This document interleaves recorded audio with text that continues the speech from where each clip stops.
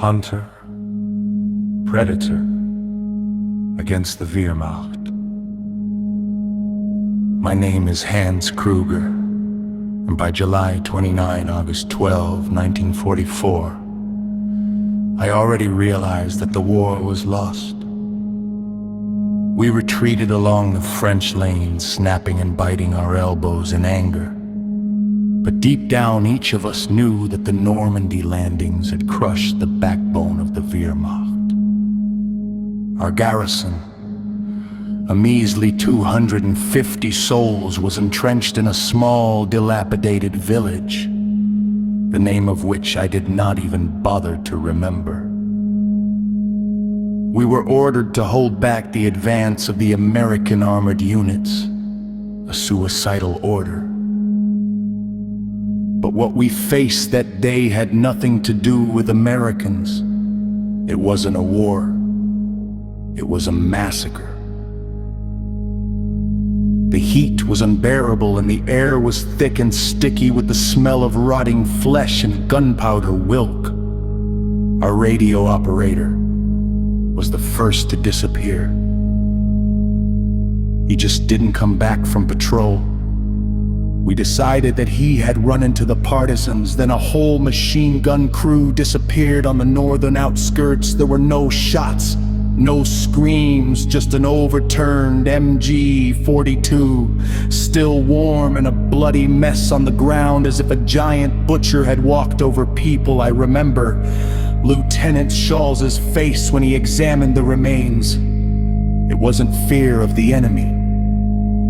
It was an animal, primal horror of the unknown. The bodies were not just killed, they were torn up, disemboweled, scalped like hunting trophies. And then I saw him. We were patrolling the forest on the eastern outskirts when the air suddenly thickened, became somehow oily, distorting the outlines of the trees. At first, I thought I had heat stroke. But then, a figure silently jumped down from the branch of a nearby oak tree. She was huge, over 2 meters tall, and moved with inhuman, fluid grace. It wasn't a man. His skin, or what I took to be his skin, was reticulated, pale like the belly of a lizard. He was wearing strange armor and his face was hidden by a mask that looked like a bone shield with glowing red eyes. On his shoulder rested a weapon that I, a soldier who had seen a lot, could not classify. It was predatory, like its owner, and glowed with a dim, otherworldly light. I raised my MP-40 and fired a burst of bullets capable of piercing a helmet from 100 meters away, simply disappeared into the air before reaching their target, as if they were being absorbed by an invisible field. The creature turned its head towards the sound, slowly, almost lazily. There was so much contempt for our weapons and our strength in this movement that my blood froze in my veins. It wasn't afraid of us. We were not the enemy. We were the game.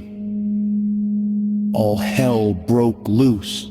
The predator disappeared, disappearing into a trembling haze, and began to kill. Not for the sake of territory, not for the sake of strategy, for the sake of sport. He slaughtered us methodically, one by one, choosing the strongest and most armed. I saw him pick up Sergeant Claus, a 2-meter giant, with one hand and punch him through with his blade. I could hear bones cracking and flesh tearing with a wet crunch.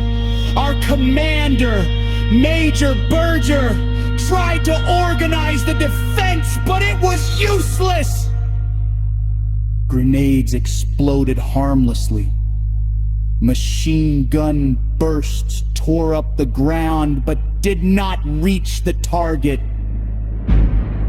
The creature was everywhere and nowhere, appearing out of nowhere, delivering a fatal blow and disappearing again, leaving behind only mutilated corpses and the smell of ozone.